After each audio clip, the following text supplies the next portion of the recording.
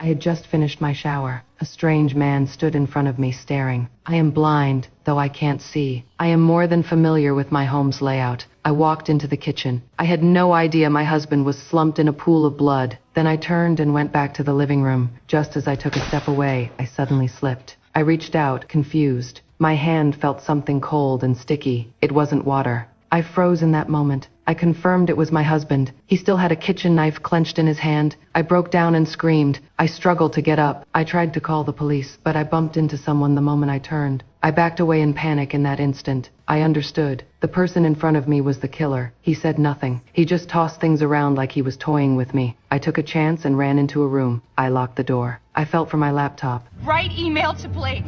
Email to Blake. Call the police, a man is...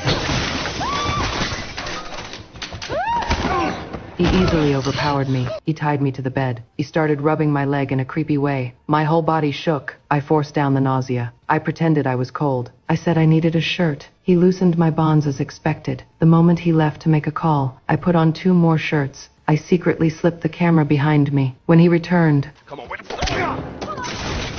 my blind steps were frantic and risky. Somehow I ended up in the basement. He followed me down. I hid in a corner. Then I heard a familiar voice. It was the security guard. I urgently shoved him to call the police. I told him there was a killer inside. He didn't back down. He swore he could take the attacker himself.